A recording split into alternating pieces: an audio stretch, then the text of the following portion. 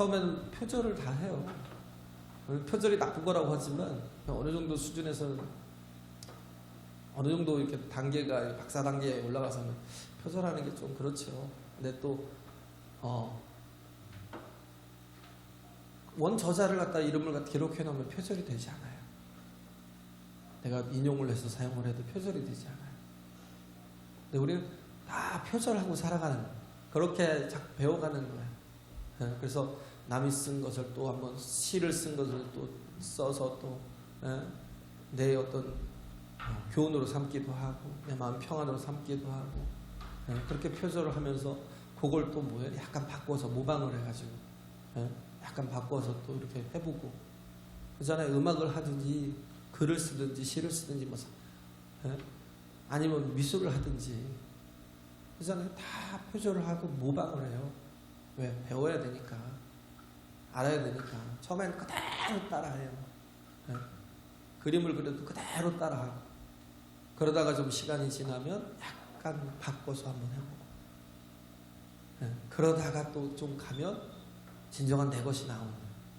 그래서 보면 그 끝에 보면 뭐 창조적인 그런 거는 내 책을 통해서 보여주겠다. 그런 내용들을 쭉 표절을 하고 정말 아름답고 막 보석이 되는 글들을 쫙 써놓고 그리고 또 나중에 그걸 어떻게 모방해 가는지를 또 쭉 그걸 또 이렇게 변화된 모습을 쓰고 나중에 또 이렇게 창조적인 그런 게 나올 때 그러더라고. 나중에 내 책으로 보여주겠다. 나중에 책을 썼고 우리도 그래요. 인생이 배워야 학습하는 존재예요. 그죠? 특히 신앙이 그래요. 믿음이라는 게 우리 믿음의 선진들이 어떻게 살아왔는지 어떻게 바라는 것들에 대한 실상을 이루고 보이지 않는 것들에 대한 보지 못하는 것들에 대한 그런 것들을 또 확신하면서 그걸 보이는 것으로 바꿔놓고 살아가는지 우리는 좀 배울 필요가 있어요. 따라할 필요가 있어요. 따라쟁이가 돼야 돼요. 할렐루야. 그렇게 따라하는 거예요. 옛날에 기도하는 것도 그랬어요. 기도하는 것도 따라할 때 보면 처음에 모세가 막 손을 막 들고 기도하잖아요. 어디에요? 그 아말렉과의 전투에서. 그럼 같이 또 손을 들고 막 기도하는 거예요. 손을 들고 기도하고. 손 들고 기도하면요, 훨씬 더 깊어져요. 진짜 마음이요. 그냥 기도하는 거하고 내 어떤 행동이 따라가는 기도는요, 달라진다니까. 한번 해보세요. 새벽에 나와서. 손을 들고 한번 기도해보세요.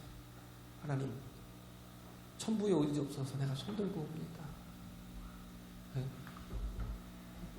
그럼 처음에 마음으로 한 번은 기도해보세요. 뭔가 행동까지 같이 가면 우리의 정말 모션까지 같이 가면 진짜 기도가 달라진다니까요.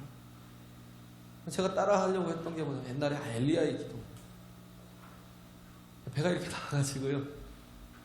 엘리야가 이렇게 갈멜산에서 그 머리를 고개를 가랭이 사이로 쳐박고 마치 그 꿩같이요. 고개를 땅에다 팍 쳐박고 있으면 안 보이는 것처럼 그렇게 막 숨어 있는 것처럼 고개를 쳐박고 7번이나 기도하잖아요. 하나님의 약속이 있음에도 불구하고 기도하는 거, 약속 붙들고 기도하는 거니까. 할렐루야. 7번이나 기도를 해요. 그러다가 아직도 아무것도 없다. 그런 회신을 다 받음에도 불구하고 또 계속 기도하니까 나중에 손바닥만한 구름이 보인다 그러니까 이제 됐다고 일어나잖아요. 저도 그걸 그렇게 하고 싶었어요. 그래갖고 죄송합니다. 저는 제 머리니까 제가 좀 그래서 상스럽게 이해하세요. 제 대가리를 갖다가 가랭이 사이로 집어넣고 이렇게 기도하려고 하다 보면 어느새 엉덩이가 차들어져갖고 나중에 이렇게 빙그르르 돌더라고요. 빙그르르 돌아요. 그래서 참 이렇게 하고 싶어도 잘 안 되더라고요. 배가 나와서. 배가 없으면 그때 한번 도전해볼까 하는데 그렇게 기도하면 더 깊어지겠죠. 히스기야의 기도 같은 경우는 그냥 본능적인 기도예요. 그잖아요. 그냥 무조건 나가는 거예요. 어려움이 있으면 고난이 있으면 무조건 하나님 앞에 나가는 거예요. 다른 데 마음 뺏기지 않고 하나님 앞에 나가서 구하는 거예요. 근데 이사야가 와서 그러잖아요. 넌 죽었어. 이제 병들어 죽을 거야. 네? 죄송합니다. 네, 병들어 죽을 거야 라고 얘기할 때 하나님이 말씀하셔서 그대로 될 거 아니에요. 왜 말씀인데, 창조자의 말씀인데, 그잖아요. 약속이 담겨 있는 거잖아요. 물이 변화해 포도주가 왜 됐어요? 예수님이 말씀하시니 물이 변화해 포도주가 되고, 예수님이 말씀하시니 죽은 나사로가 살아나고, 예수님이 말씀하시니 바디메오가 눈을 뜨고, 말씀에는, 하나님의 말씀에는 권위가 있어요. 할렐루야. 반드시 그렇게 된다는 거예요. 이사야가, 그것도 아주 권위적인 선지자인 이사야가 와서 히스기야에게 너 죽어! 라고 얘기했어요. 완전 단정적으로. 그런데도 불구하고 히스기야가 어떻게 했어요? 그럼 그 말씀이 이루어져야 되잖아요. 그런데도 불구하고 하나님 앞에 나와서 기도합니다. 하나님, 내가 어떻게 하나님께 행했는지 기억하시고 나를 불쌍히 여겨서 나로 조금만 더 하나님 앞에 참 하나님을 영광스럽게 하는 자로, 예배하는 자로 소개해달라고. 그냥 본능적으로 나가 기도하는 거예요. 절망이죠. 하나님이 너 죽는다는, 넌 이제 죽었어라고 그러잖아요. 너 죽는다도 아니에요. 넌 이제 죽었어라는. 완전 단정인데, 근데도 불구하고 나가서 기도할 때 하나님께서 응답하시잖아요. 그때는 면벽도 하잖아요. 벽을 보고 막 기도하잖아요. 벽을 치고 기도하잖아요. 통곡의 벽이 있는 것처럼 벽을 치고 막 기도를 해요. 하나님 도와달라고, 살려달라고, 나에게 은혜 베풀어 달라고. 그러니까 그 기도를 자꾸 따라하고 하다 보니까 정말 기도의 부흥이 일어나는 거죠. 교회의 부흥은 다른 데 있는 게 아니에요. 기도부터 일어납니다. 할렐루야. 기도부터 일어나야 돼요. 그래서 요즘 많은 분들이 새벽을 좀 깨워주고 계시는데 너무 감사해요. 그래서 제가 항상 기도할 때 12명. 거기서부터 12명에서부터 시작됐으면 좋겠다고요. 12명이 한 장이 아니라. 그래서 계속 새벽을 깨우는 자들. 정말 새벽을 깨우고 같이 기도하고 함께 기도하고 막 불을 붙여서 기도하고. 척 스미스 목사님 그 갈보리 채플 갔더니 교회가 엄청 커요. 저쪽으로 이렇게 샌디에고 쪽으로 LA 쪽에서 그 오렌지 카운티 샌디에고 쪽으로 쭉 내려가다 보면 얼바인 쪽인가 거기에 이렇게 교회가 있다. 제가 그때 그 지도부 찾아가고 정확한 위치는 잘 모르겠는데 거기 갔더니 어마어마한 그 주차장이며 막 그렇게 교회도 크고, 야 우리 교회도 이랬으면 좋겠다 그 생각이 들더라고요. 여기서 한 저기까지나마 저 문화초등학교 옆에서 저 현대코아까지나마 그만할 거예요. 전체가. 야, 참 부럽더라고요. 교회가 이렇게 크고 그랬으면 좋겠다라고 생각을 했는데, 그때 이렇게 그 척 스미스 목사님이 지저스 무브먼트를 했어요. 예수 운동을 했는데 그때 누구를 전도했냐면 뭐죠? 또 있었어요. 마리아나 피고 하던 그런 사람들 있잖아요. 네, 히피족들. 죄송합니다. 여러분들이 아니면 제가 설교를 못하겠네요. 오늘 아까부터 우리 머릿속에 자꾸 지우개가 있어요. 네, 히피족들을 전도를 했어요. 아무도 전도 안 하는데 너희들은 죽어도 싸. 그런 거예요. 그냥 너희들은 그냥 그렇게 살다 지옥 가. 그러는 거예요. 그 중에 한 사람이 누구예요? 여기 광인요. 거라사의 광인. 우리가 미쳐가지고 막 저렇게 날뛰면 저 사람은 살 자격이 없어라고 생각을, 차라리 죽었으면 좋겠어라고 생각하는 그런 경향들이 다 있잖아요. 살 필요가 없다라고 생각하는. 그런데 그런 사람들 중에 하나가 히피족이었거든요.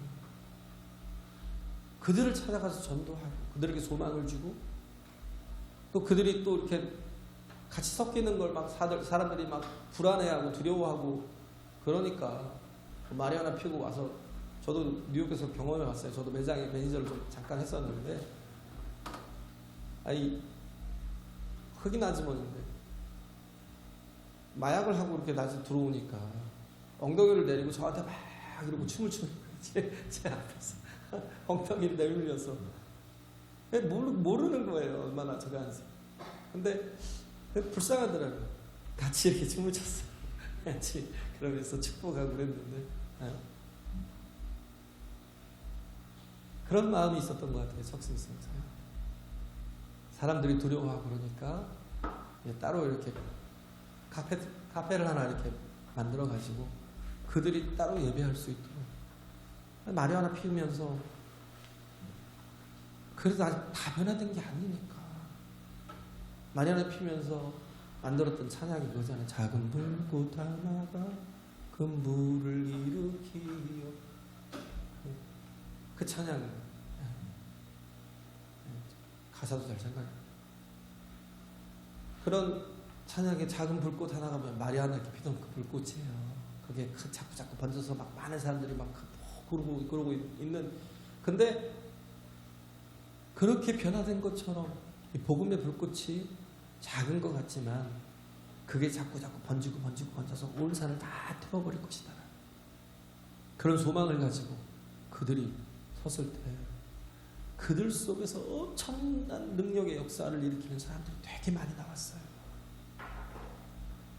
정말 많이 있어요. 그런 목회자들도 나오고 그런 사역자들이 다 버린 족속들인데 저 사람들 다 끝난 영혼들이라고 생각했는데 그런데 그렇지 않았어요. 성경에 보면 요한복음 3장에 보면 니고데모가 나오고 4장에 보면 수가 성령이 나오잖아요. 니고데모는 밤중에 몰래 찾아왔어요. 그는 상원위원 정도 될 거예요. 상원의원 정도 되는 사람. 네. 그런 사람이 밤중에 몰래 왜? 네. 또 지위가 있고 남들이 또 보면 또 혹 자기를 어렵게 할 수도 있으니까 밤중에 몰래 찾아왔어. 갈급하니까 예수님 찾아왔어. 그래서 예수님 물을 때 거의 3장 보면 많은 부분들이 그에게 대답해주는 예수님 말씀이에요. 와, 진정한 복음이잖아. 그 사람 거듭나야 돼. 물과 성령으로 거듭나야 돼. 네? 성령께서 임하시면 바람이 입으로 불면 어디로서 와서 어디 간지 모르겠지만 그러나 그걸 우리가 다 느끼고 또 치열하고 경험하는 것처럼 성령께서 너를 붙들면 거듭나게 될 거라는 거예요.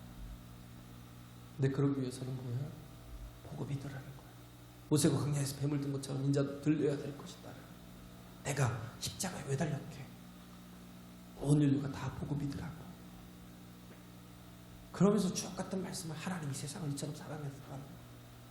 독생자를 주셨으니 이는 저를 믿는 자마다 열심히 살고 잘 살고 선하게 살고 자신의 그 모든 행위를 온전케 하고 도덕적으로 살고 윤리적으로 살고 그렇게 해서 우리가 구원을 받은 사람이 없죠. 중요한 건 뭐예요? 우리 구원은 이제부터는 믿음이라는 거예요. 할렐루야.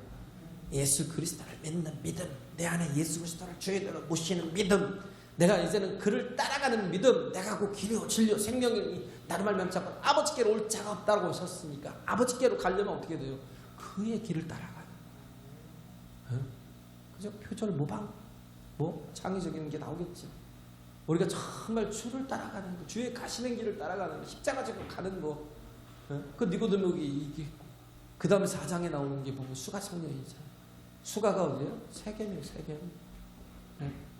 거기가 어디예요? 아브라함이 가나안 땅에 처음 도착해서 예배하는 거. 처음 도착해서 예배하는 거. 그 세겜. 나중에 그 요셉의 그 뼈를 갖다가 그들이 가나안 땅에 돌아갔을 때 요셉의 뼈를 갖다가 애굽에서부터 가지고 와서 거기 묻었던 장사했던 데가 세겜. 아주 정말 그런 믿음의 전통이 있는 곳이 세겜인데 그 북이스라엘이 멸망하면서 어떻게 하냐면 혼혈족이 되어버렸잖아요. 그러니까 아무도 그 길로 통과를 안 하는 거예요. 유대인들은.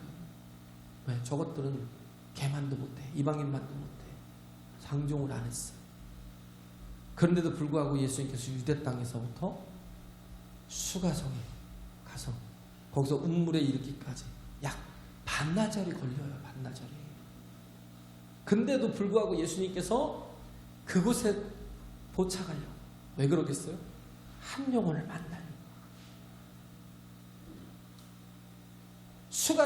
수가성에서도 그 사마리아 땅에서 모든 유대인들이 다 버림받은 그런 족속들인데도 불구하고 거기서 뭐예요? 그래도 또 가장 또 문제가 많고 죄가 많고 허물이 많은 여인을 주님께서 일부러 찾아갔다니까요. 만나자를 걸려서. 그리고 또 제자들이 우르르 몰려있으면 그 여인 와서 오다가 돌아갈 거 아니에요. 왜? 사람의 눈을 시선을 피하느라고 낮 12시에 와서 운물에 와서 물을 길는 여인인데 예수님이 뭐라고요?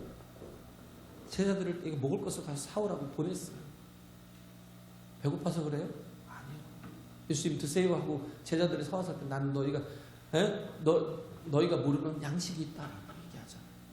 그게 뭐예요? 한 영혼을 살리는 거. 할렐루야.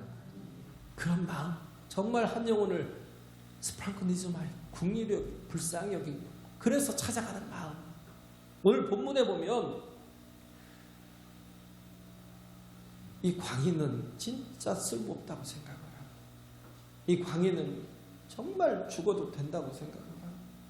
차라리 내 이 터전에서, 삶의 터전에서 저 인간은 좀 사라졌으면 좋겠다라고 생각하는 사람이에요. 진짜 가치 없다고 생각해요. 솔직히 제가 그랬을 수도 있어요. 제가 이 광인처럼 가치 없는 존재였을 수도 있고, 남들이 아무도 돌아보지 않고 전화 걸면 피하는 그런 때도 있었어요. 말하고 힘들 때도 많았죠. 누구나 다 이런 힘들고 어려운 때가 있어요. 근데 제가 깨달았던 건 뭐냐면 주님은 저를 만나 주시더라는 거. 할렐루야. 주님은 저를 외면하지 않으시더라는 거. 여러분도 그렇잖아요. 주님이 여러분을 얼마나 사랑하는데 이 한 영혼을 찾기 위해서 어떻게 했어요? 예수님께서 저쪽이 베데스다인가요? 저쪽 그 갈릴리 윗지역에서 이렇게 생겼어요. 갈릴리 바다가 이렇게 생겼는데 저 끝에서 이 밑에 보면 여기 뭐냐 대가볼리라고 해요. 대가볼리가 뭐냐면 대가가 10일 데카폴리스라는 거죠. 폴리스라는 건 도시라는 얘기예요. 10개의 도시가 이루어져 있는 데인데 여기도 유대 땅이에요. 유대 땅인데 근데도 여기서 우리가 이상하게 느끼는 게 있죠. 왜 돼지가 있지? 유대인들은 돼지를 싫어하잖아요. 그죠? 유대인들은 돼지를 싫어하는데 왜 돼지가 있지? 네? 왜냐하면 이 근접 여기가 국경이 가까우니까 여기서 뭐예요? 이방인들에게 이걸 다 팔아서 돈을 취하는 거예요. 네? 항상 보면 돈의 혈안이 되어 있는 거예요. 원래 유대인들은 그렇게 좋아하지 않거든요. 돼지를 아예 싫어하죠. 경멸하죠. 그런데도 불구하고 돼지를 키우는 거예요. 왜냐하면 제물로 가장 적합한 게 돼지였어요. 우리는 양을 드리지만 소를 드리고 양을 드리지만 이방인들이 우상을 섬기고 이방인들이 제사하는 그런 것에 돼지보다 좋은 게 없어요. 우리나라처럼 고사 지낼 때 돼지머리 갖다 놓고 하는 것처럼. 그러니까 돼지를 갖다가 파는 거예요. 그러니까 뭐예요? 신앙보다는 그냥 정말 율법적인 믿음보다는 돈이 우선이고 육체가 우선이고 삶이 우선이라는 거예요. 그렇게 썩을 때를 썩고 그렇게 타락할 때를 타락하는 그런 대가볼리에 거기에 거라사라는 또 지역이 있는데 가다라라고도 하죠. 마태복음 8장에는 가다라라고도 하고 마가복음 5장이나 여기는 이제 거라사라고 얘기를 해요. 병의 구절이 다 거의 다 복음서에 나오는데 그렇게 얘기합니다. 가다라라고도 하고 거라사라고도 해요. 근데 주님께서 저 멀리 윗지역에서 갈릴리 바다에 배를 타고 맨 밑에 지역으로 내려와서 거기까지 거라사까지 찾아오는데 무슨 일이 있었어요? 광풍이 일었죠. 광풍이. 어려움이 굉장히 컸어요. 그잖아요. 그 광풍을 경험하면서도 내려오신 거예요. 뭐 하려고? 거라사에 잃어버린 한 영혼을 찾으려고. 할렐루야. 사람들이 다 버린 영혼. 저런 쓰레기는 필요 없어. 저런 인간은 죽어야 돼. 그러잖아요. 우리는 한번 생각해 보세요. 중독돼 가지고 막 술에 막 쪄들어갖고 중독돼 있는 사람, 그 가정이 얼마나 힘들겠어요? 아버지라고 할지라도 뭐예요? 빨리 죽어버렸으면 좋겠어요. 그냥 정말 안 봤으면 좋겠어요. 막 그래가면서 쓰레기 치우고 빨리 치워버렸어요. 이 사람은 거라사 귀신 들린 사람은 뭐냐면 포테스토, 완전히 사로잡힌 거예요. 귀신에 사로잡혔어요. 근데 그 귀신이 한두 귀신이 아니라 군대래요. 레기온이라는, 레기온. 군대라는 건 뭐냐면 약 여단 정도 되나요? 한 6천 정도의 그런 어떤 군대예요. 여단급의 군대. 근데 여기서 2천이라고, 여기 이게 지금 돼지가 2천인지 돼지가 2천이라고 하기 때문에 지금 귀신의 숫자가 2천인지 어쩐지 몰라요. 그냥 2천 마리 있으니까 때로 다 들어가서 거기 전멸했는지, 아니면 진짜 군대라고 하니까 6천이 될 수도 있고, 6천이 될 수도 있잖아요. 그게 뭐예요? 전혀 자기 힘으로는 그렇게 사로잡힌 데서 빠져나올 수가 없는 거예요. 거기서 도무지 자기 힘으로는 자유를 얻고 스스로 해방을 얻을 수가 없는 거예요. 이스라엘 민족이 애굽에서 신음하였던 것처럼, 하나님 앞에 신음하면 살려달라고 하나님 살려주세요 막 이렇게 신음한 것처럼. 근데 하나님이 그 음성을 듣고 모세를 보내서 모세 한 사람을 통해서 200만을 다 끌고 나오잖아요. 할렐루야. 하나님의 손에 붙들리니까 얼마나 강한 건지 아세요? 하나님의 손에 붙들린 게 얼마나 그 전능하신 하나님의 큰 능력으로 일하는 거 아시냐고요. 최대의 제국이었어요. 애굽은. 바로라는 거는요, 어마어마한 권력이고 힘이고, 그 속에서 그것도 노예됐던 200만을 끌고 나와요, 한 사람이? 불가능하잖아요. 근데 하나님을 하신다고. 할렐루야. 하나님을 하신다고. 다른 데 사로잡히는 것보다, 세상 것에 사로잡혀 사는 것보다 하나님의 손에 잡혀 사는 게 훨씬 더 복 있는 사람이에요. 할렐루야. 네? 이런 사람. 마가복음 2장에 보면 중풍병자는 예수님 앞에 스스로 나올 수가 없잖아요. 네? 사로잡혀 있으니까 몸이 움직이지 못하니까. 그러니까 어떻게 해요? 내 사람의 친구들의 믿음이 필요했던 거예요. 도움이 필요했던 거예요. 그들이 들어갈 수 없으니까 위에 지붕까지 뜯어내가지고 그 친구를 갖다 잡아내릴 때 예수님께서 그 믿음을 보시고 그를 치료해 주셨던 거죠. 들것을 들고 이리로 걸어가라. 여기서는 예수님이 수가성 여인을 찾아가듯이 직접 찾아오셨어요. 왜? 그 누구도 돌아보지 않으니까. 수가성 여인도 그랬어요. 갈급했어요. 목말랐어요. 그러니 정말 12시에 물을 뜨러 왔지만 진정한 건 뭐냐면 그 영적인 목마름이 대단했던 사람이에요. 근데 그렇게 살다 보니까 뭐 사람들의 시선을 또 피해야 되는 그런 상황이 온 거예요. 그러다 보니까 예수님이 물 좀 달라 하니까, 당신은 유대인인데 유대인으로서 어떻게 이 사마리아 여인인 나한테, 당신들이 개처럼 취급하는 나한테 물을 달라고 합니까? 네가 알아서 먹지. 이런. 근데 예수님이 하신 말씀이 뭐예요? 너에게 물을 달라고 하는 네가 누구인 줄 알았다면 너는 내게 영원히 마르지 않는 생수를 구했을 거야. 그러면서도 굉장히 수준 높은 여인이었어요. 들은 것도 있고 아는 것도 있고. 근데도 불구하고 깨닫지 못하니까 예수님이 그런 거예요. 가서 내 남편을 데려와. 지금 없습니다. 그래, 네 말이 맞아. 네가 남편이 5이 있었지만, 지금 있는 남편도, 지금 있는 사람도 아직 네 남편도 아니고, 그걸 알고 있었던 거예요. 이 여인에게 갈급한 걸 뭘로 채웠어요? 그냥 남자로 다 채운 거예요. 이 남자 만나면 그래도 좀 살아볼 수 있으려나, 이 남자 만나면 행복할 수 있으려나, 계속 목이 마른 거예요. 그때 깨달은 게 뭐예요? 예배의 자리로 돌아가는 거. 할렐루야. 예배의 자리로 돌아가는 거. 하나님 예배하는 자를 찾는다는 거. 신령과 진정으로 예배하는 자를 찾는다는 거. 하나님 반드시 예배하는 자를 만나 주신다는 거. 할렐루야.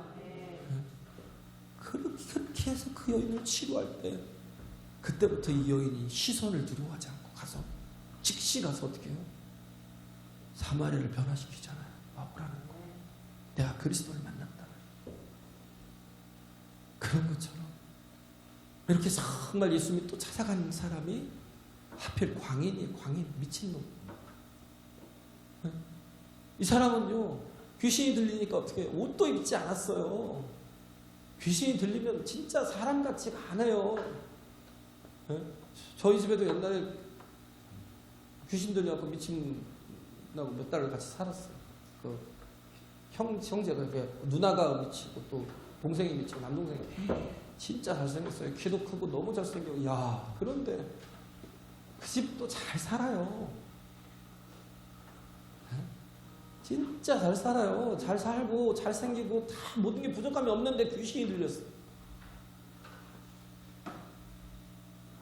너무 안타까워요. 근데 그냥 그렇게 막 발악을 하고 발작을 하고 막 그러면요, 무서워서 집에 있지를 못하는 거예요. 우리는 방 한 칸에 살았으니까. 근데 그 두 사람까지 같이 갖다 놓고 살았으니 얼마나 힘들었겠어요. 네? 저희 엄마가 아실 거예요. 진짜 좀 지옥이었어요. 근데도 불구하고 사랑해서 끝까지 그를 살리려고 어떻게 했는데 결국 못 고쳤어. 그럼 데려갔는데, 근데 예수님은 이 정말 미친 사람을 찾아간 거예요. 그리고 그 사람이 어떻게 해요? 무덤 사이에서 그 무덤이라는 게 우리나라처럼 이렇게 땅에 묻는 게 아니라, 이들의 그 대가벌리 쪽에 이렇게 무덤은 약간 이렇게 이국적인, 그 유대인의 무덤과는 좀 달라요. 또 집처럼 지어가지고 거기다 가족묘를 써요. 그리고 그 안에 땅 속에 묻는데, 근데도 불구하고 집처럼 지어놓는 이유는 거기서 제사하는 거예요. 제사. 네? 거기도 귀신에게 제사해요.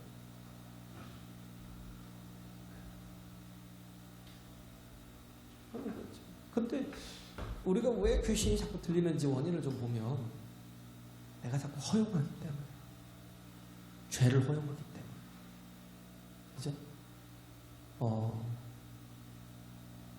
이게 허용하는 거죠. 그 가시덤불 나왔잖아요. 네 가지 밭이 있는데 세 번째 밭이 가시덤불이잖아요. 그 가시덤불이라는 게 뭐예요? 염려를 허용하고 두려움을 허용하는 거예요. 염려를 허용하고 두려움을 허용하고 또 뭘 허용해요?